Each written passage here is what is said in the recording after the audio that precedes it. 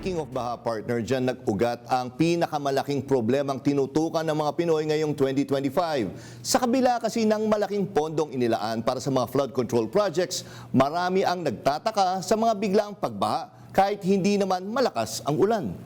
Pinuna mismo ni Pangulong Ferdinand Marcos Jr. sa kanyang SONA ang anomalya sa flood control projects. Tila dumaan sa butas ng karayom ang administrasyon mula sa pagpapasigla ng ekonomiya, pagbangon sa mga trahedya hanggang sa paglaban sa malawakang katiwalian. Ang kwento ng pagsubok at pagsulong ihahatid sa atin ni Christian Bascones. Ang 2025 ay isang taon na puno ng balita, mga mabibigat na desisyon, mga isyong umugong hanggang sa kalye. Ito ang taon na sinukat ang pamumuno ni Pangulong Ferdinand R. Marcos Jr. sa harap ng mga suliranin sa ekonomiya, isyu ng korupsyon, habang inaalagaan ang tiwala ng bayan. January 2025, kaagad na hinarap ng administrasyon ang isang malaking issue, ang 2025 National Budget. May mga petisyong inihain sa Korte Suprema na humihiling na ideklarang labag sa batas ang ilang bahagi ng budget. Babala ni Pangulong Marcos, kapag naantala ang budget, maaantala ang sweldo ng mga guro, ang gamot sa mga ospital at ang mga programa para sa mga mahihirap. Sa gitna ng debate, nanawagan ng Pangulo ng kaayusan at pagkakaisa. We shut down everything. I guess that's what they want. They want the government to cease working. So yung matuloy yung kanilang mga destabilization na ginagawa.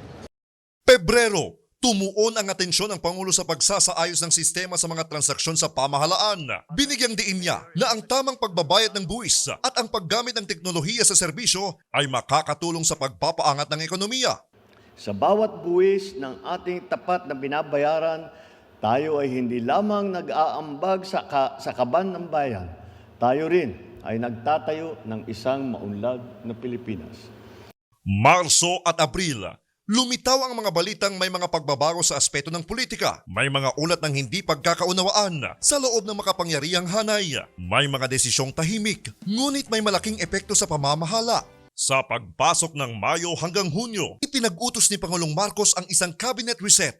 Ilang opisyal ang naghain ng courtesy resignation. Layunin ng hakbang na ito na ayusin ang pamamahala at ibalik ang tiwala ng tao sa gobyerno.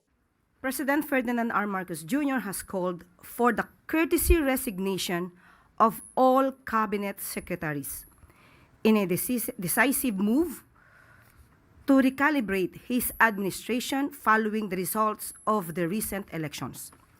This is not business as usual, the President said. The people have spoken and they have expect results, not politics, not excuses. We hear them and we will act. Hulyo noong muling humarap ang Pangulo sa bayan sa kanyang ika-4 na SONA. Inilahad niya ang mga nagawa ng administrasyon at inamin ang mga problemang hinaharap. Nangako siya ng mas mahigpit na laban sa korupsyon, mas maayos na infrastruktura at mas malawak na tulong sa mamamayan. Mahiya naman kayo sa inyong kapwa Pilipino. Sa katagang ito sumibol ang madugong laban kontra katiwalian. Iniutos ng Pangulong Marcos ang pagsasagawa ng audit at pagsusuri sa lahat ng mga flood control projects ng DPWH sa loob yan ng 3 taon.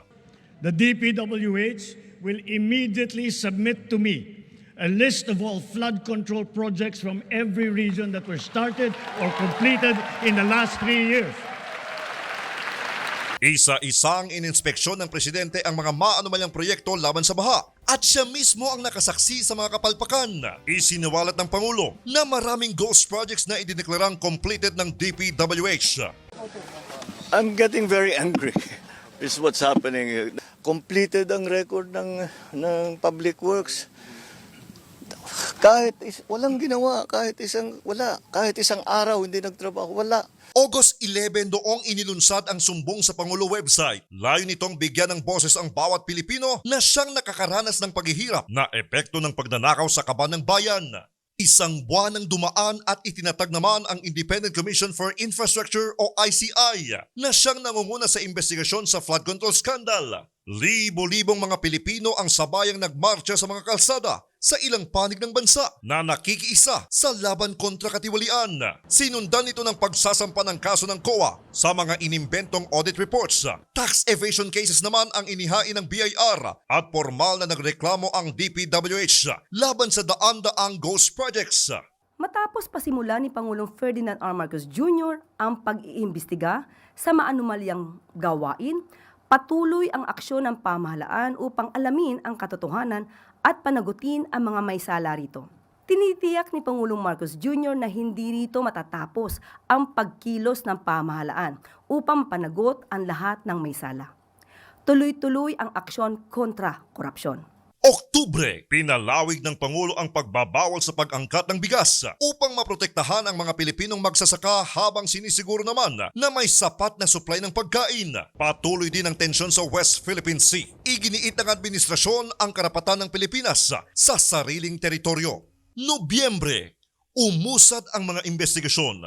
May mga bank account at ari-arian ang pinapriza. May mga inaresto kaugnay ng mga maanumalyang proyekto. Makukulong na sila.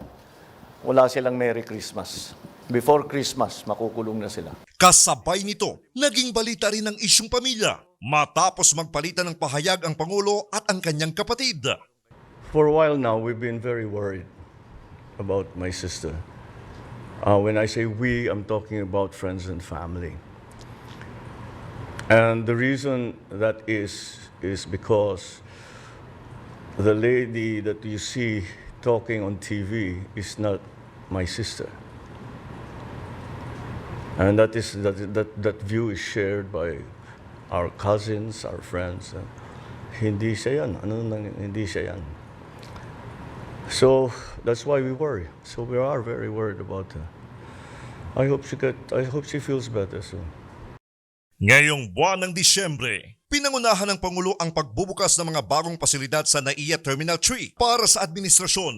Ito ay simbolo ng pagpapatuloy ng mga proyekto sa kabila ng mga pagsubok ng taon. Binuksan ng Malacanang para sa bawat pamilyang Pilipino para maramdaman ang tunay na diwa ng Pasko. Maraming suliranin ang pinagdaanan, mga pagbabago at mga solusyon sa pamahalaan. Tumatak sa bawat Pilipino ang pangako, umaasang magkakatotoo, na may takot na baka mapako. Para sa PRTV Year-End Report, ako si Christian Bascones, nagseserbisyo para sa Pilipino.